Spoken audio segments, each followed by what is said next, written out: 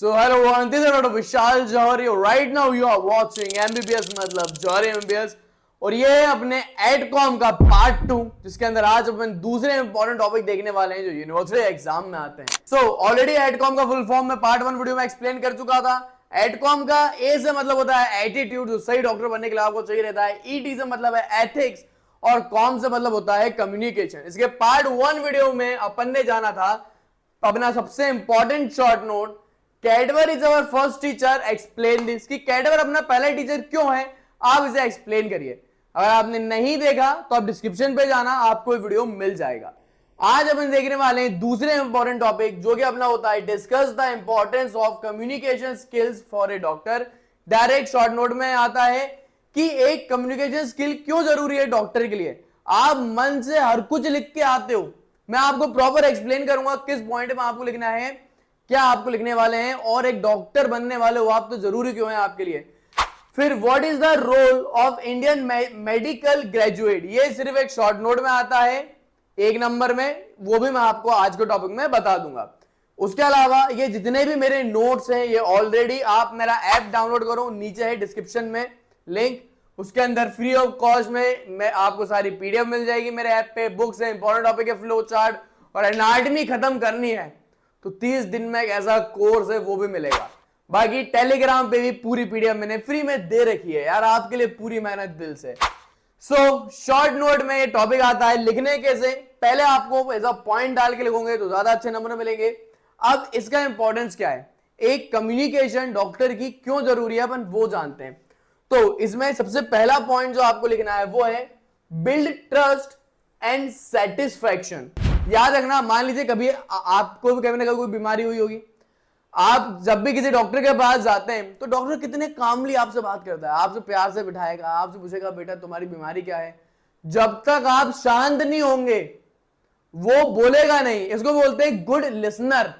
ये वही वाली बात हो गई, अच्छा बाबू बनना है आपको, मतलब आपकी कोई गर्लफ्रेंड है वो बोलती रहे, आप चुपचाप सन्नाटे से बात सुनती रहो, बस ये वही वाली कहानी है कि अच्छा डॉक्टर अच्छा बोलता भी हो, पहले सुनता भी हो, वो गुड लिसनर भी होता है।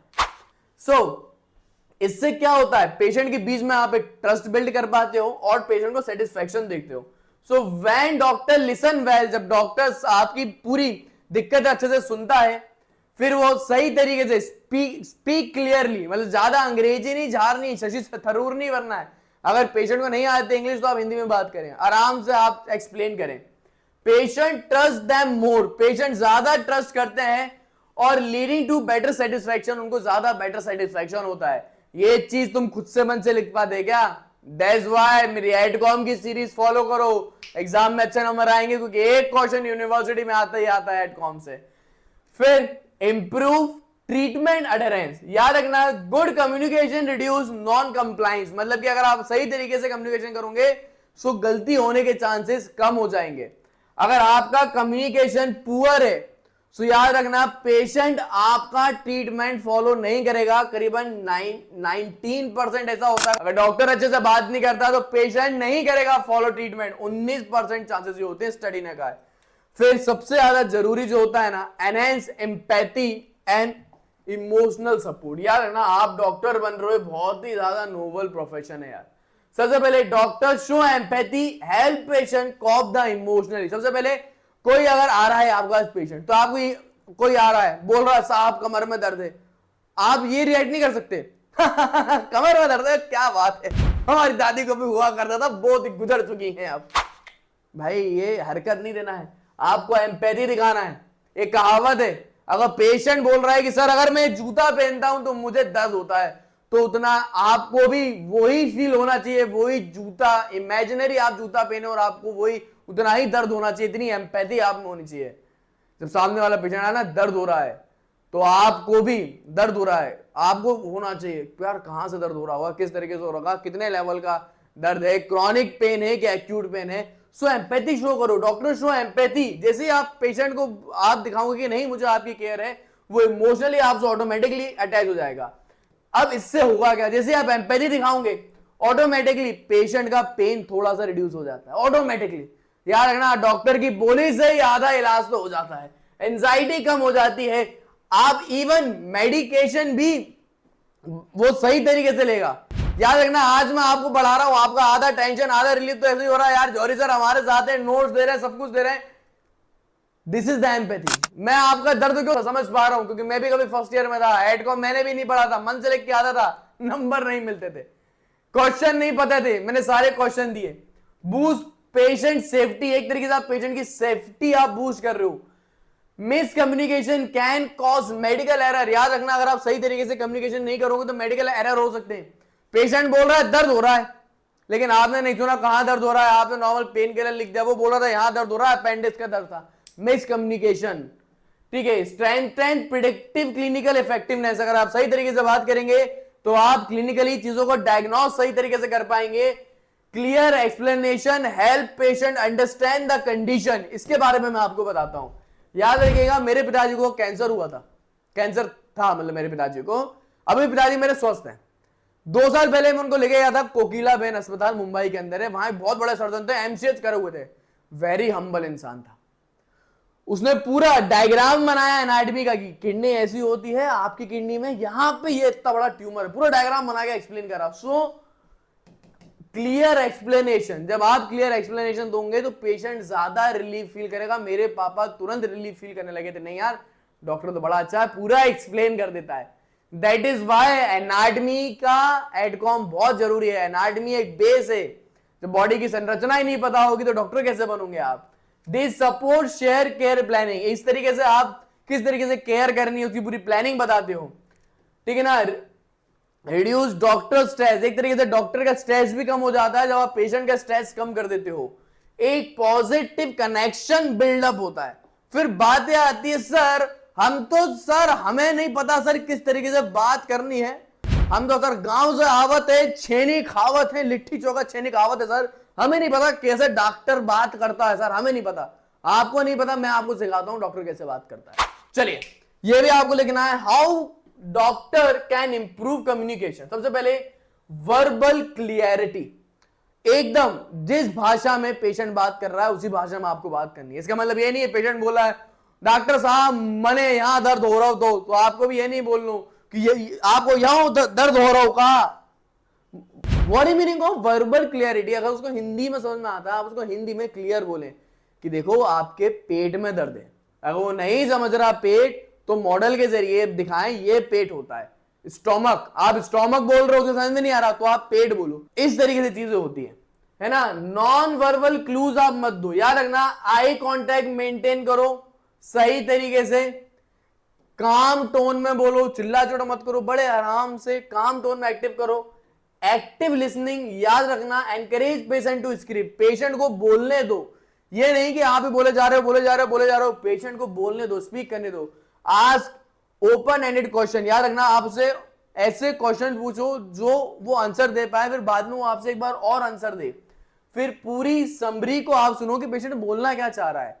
सो अगर आप अच्छा डॉक्टर बनना चाहते हो तो आपको वर्बली आपको बहुत क्लियर होना पड़ेगा, सिंपल लैंग्वेज आपको यूज करनी है, एक्सप्लेन मेडिकल टर्म क्लियरली, अगर कोई मेडिकल टर्म है, कोई सर्जरी है वो भी आपको अच्छे समझानी है। जैसे कोकिलाबेन अस्पताल में मेरे पिताजी को प्योरली एक्सप्लेन करा गया था कि आपकी रेडियल नेफ्रेक्टोमी होनी है, मतलब किस तरीके से किडनी आपकी कटेगी, पार्शियल होगी, पूरा आपको मेडिकल टर्म एक्सप्लेन करना है। नॉन वर्बल क्लू नहीं देने, बढ़िया आई कांटेक्ट मेंटेन करो, कामली उससे बात करो, एक्टिवली उसको सुनो, ठीक है ना।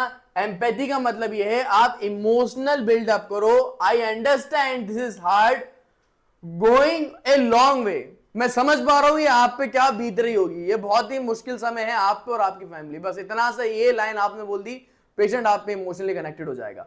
This is all about today. At the end summary, याद रखना मैंने ना एडकॉम के नोट्स ऐसे बनाए, समरी ऐड है, समरी तुमने लिख दी ना तो बस बात खत्म, तुम्हें अच्छे मार्क्स मिलने से कोई नहीं रोक सकता, क्योंकि एट द एंड भाई कोई भी इस तरीके से एडकॉम में नहीं लिखेगा, क्योंकि किसी के पास जौहरी सर के नोट्स ही नहीं होंगे, तुम्हारे पास नोट्स है जौहरी सर के, तुम लिखोगे और एग्जामिनर को समरी लिखना।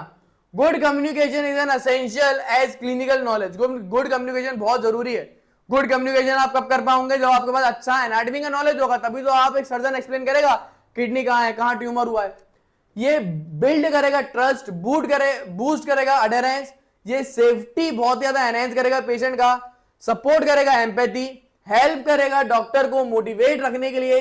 इवन सिंपल काइंडनेस और क्लियर एक्सप्लेनेशन एक ह्यूज इंपैक्ट डाल देता है पेशेंट की केयर पे।